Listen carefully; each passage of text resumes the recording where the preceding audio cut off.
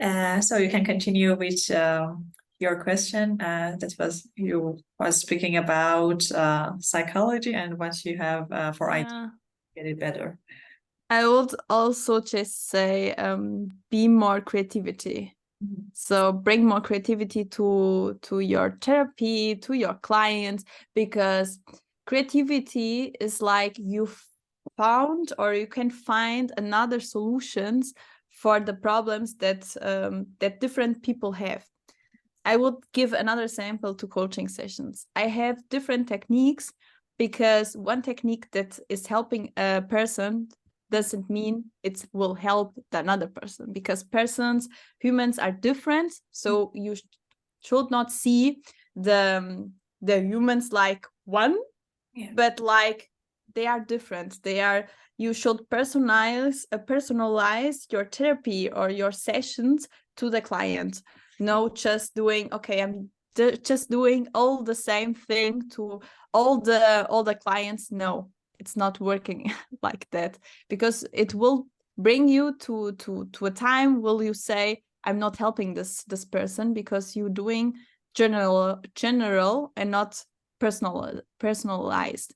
I don't say you need to do it all the time, but sometimes if you see, okay, this is not helping the person, this technique is not helping the person, sometimes it means it's not the right technique, and not that the person, the client, is wrong and the client is like having a real big problem. No, just change the technique. Be flexibly, have flexibility to change how you think, change the techniques. I'm also always doing this all the time. Okay, this is helping these people, but another people it's not helping. It's not the problem of the client, it's the problem of the technique. Not just focus on the client, focus on the technique. How can I improve it? How can I do it like the client will understand it and can have this technique also in his life? Because some techniques I use on my sessions, but then long term in his life that he can do it on his free time, it's too difficult. So have methods, have techniques that can really help him, are personalized and not general to all the people. That's what I also will say. Yeah, that was really, really great what you told. And I think if there's any psychologists who listen to this interview should take in consider that to not look at the patients or clients who come to them as something that is unhealable, or Yes. Give some comments that, yeah, you're depressed. You should not say the comments like that. And at the other side, you should help them. Yeah. Take their hands to see their own way and not say, look how a catastrophe, how miserable you are, or Yeah. like that. No, it's not like That's not a about good therapy, it. I think. A negative mind will not give you a positive life. Yeah, that's right. it. Fact. And therefore, I think a combination from coaching and therapy is the best thing. Yeah. You said at the beginning of our speech that it's better that psychologists don't see coaches as their, these competitors or competition. Right. Yeah. It's not like that. Yeah. And also coaches should not see psychologists like competition. They should work together. They should work together. Yeah. Was there a specific moment that you felt setback or challenge in your coaching career, and how did you overcome it? I had one client, I will not say the name, but I had one client that he was struggling with his sleep routine. And because he couldn't change it, because he was working on midnight, and then the day after he was working on a hospital. And so sometimes you need to work on midnight, sometimes morning, sometimes afternoons. It's like the hospital will say you just need to work. And this client would he wanted my help to improve his productivity, organize his mind, his thoughts, and kind of things like that. And I remember a time I wanted to help him. We were on the seven session. And I remember feeling I can help him. And it was like, damn, I can help him, because sleep routine, it's one of the most important things that you have in your life. If you live until you are 19, you will live and you will sleep 30 years of your life. 30 years. That's like 1/3 of your life. And so if you don't have a really good sleep routine, you can't be more productive. You can't be with clarity about your life. You can't reduce stress. You can't be more creativity like you wanted also. You can't improve your business or your self-development when you don't focus on your sleep routine. And he was on a time he could not fix it because he was working on a hospital. He needed that job, and for 2-3 years, 3 years, he needs to work on it because he is not studying. He is 24 or 25. He needs the money to create his own business. And I remember I was like, how should I do it? What can you do as a coach when you see you can't improve it? He will not do it because he don't have a sleep routine. I was really seeing like his life was completely deep because of the sleep routine. Yeah, he could be more productive. He could be more self-improver, or he could be working more on his rational thoughts. Yeah. And he was not doing it. He was being impulsive because of his sleep routine, and he couldn't change it. And that was really difficult for me. It was a moment that I thought to myself, I said to myself, I will not do this. And I was doing the coaching sessions until the end, until the contract was ending. But I remember saying to him, I'm sorry, but sometimes I can't help you in topics because your sleep routine, it's not like it should be. So you will see the improvement like you should see with these coaching sessions because of your sleep routine. And he said, I know that, and I'm sorry for that for myself, but I can't do it without my work. And I said to him, right, do that work, do your job in the hospital, but focus on in 2 years that you let that job, because your sleep routine, your health should be more important than a work.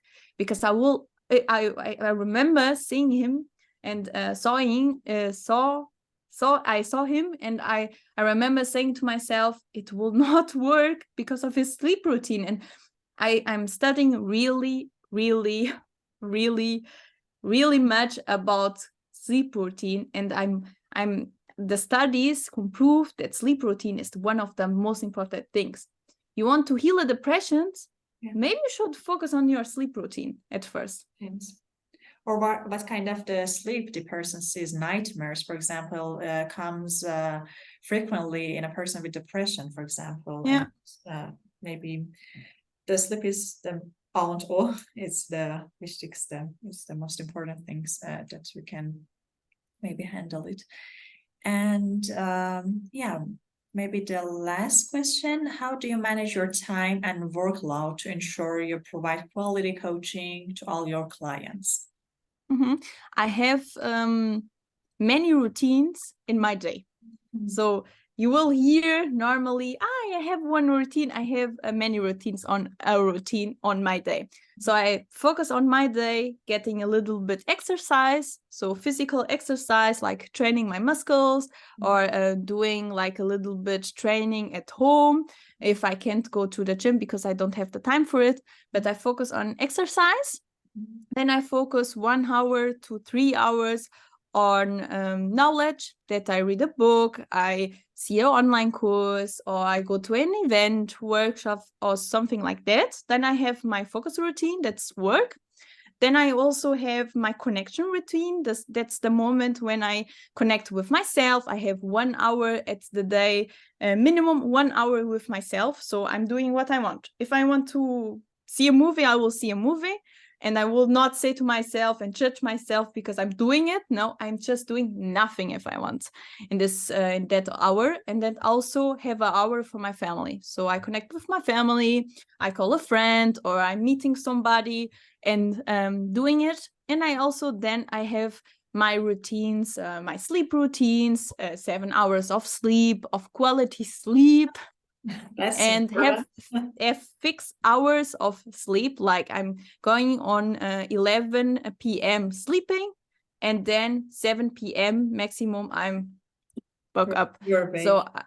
yes, I'm doing like that. And with my work routine, I'm also doing the time blocking technique. That's like you structure your day with time blocks. So the time block for exercise, the time block for this task on work, and I'm doing also always fixed hours for the things. And every day should be like every day. So your brain knows, okay, that's 11 a.m. You know that's work time, and things like that. That my brain is always in action during the day, and when I have the time for myself, I have the time for myself, and it's out.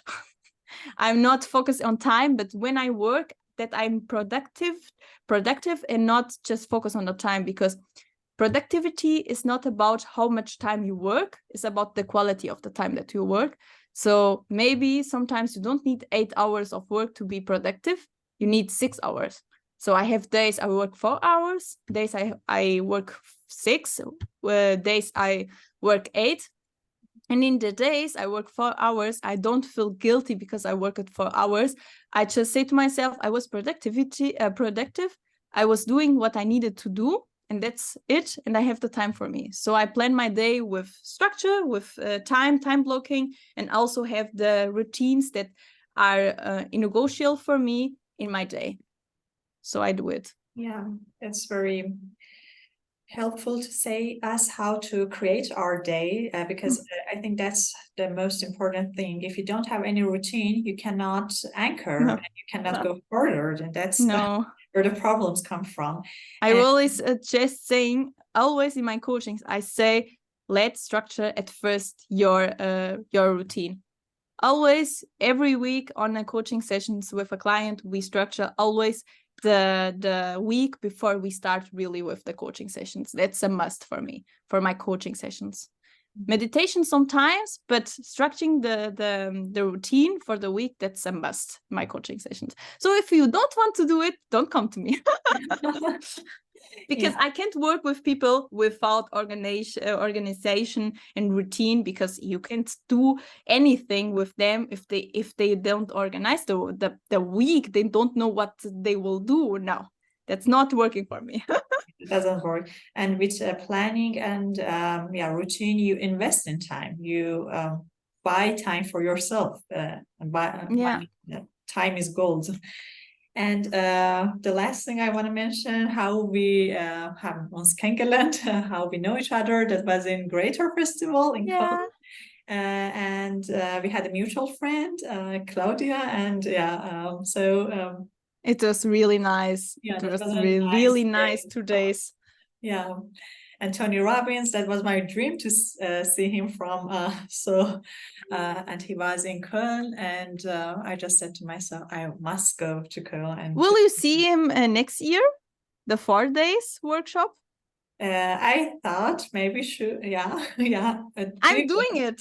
Let's Oh, do you it want? together. Oh, okay, Yeah. so let's. I will Yeah. walk into fire, like he said. That is a big goal for me. Yeah, and that was the first time that he came in Germany, Yeah.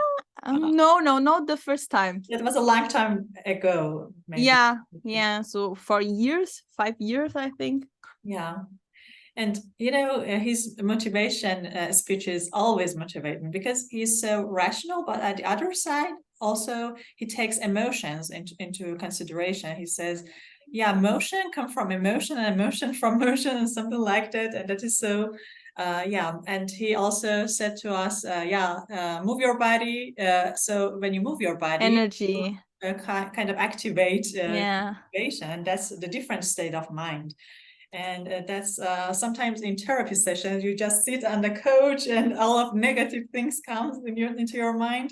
That's also a reason Energy. activation is so important when you move your body. That is also dance therapy is kind of the things that has a lot to do with Bewegung, with movement or so. Yeah. Yeah. But thank you very, very much for your time, Soraya. That was a very nice interview with you. You spoke about different aspects, so we could focus on coaching and therapy from different perspectives. So I hope that the listeners or the people who watch this interview also enjoy that. And if they have any question, they can comment. And Yes. thank you for your time and have a good day. Thank you. It was nice with you. And I'm sorry, guys, if I spoke too much, but I'm like that. In my coaching sessions, I'm just all the time. So 90% I'm just hearing. And then when I have the possibility to speak and say what I want, I'm saying, and it comes from my heart, like you said it. And it's like that. Thank you for the time, because time is for me the most important thing, because you can't buy it. So thank you for the time you gave to me to this interview. I'm very thankful to you, and for the people that heard us. I think it could help you to have another perspective about psychologists and about coaching. And it was really, really nice. If you have questions, you know how to find me.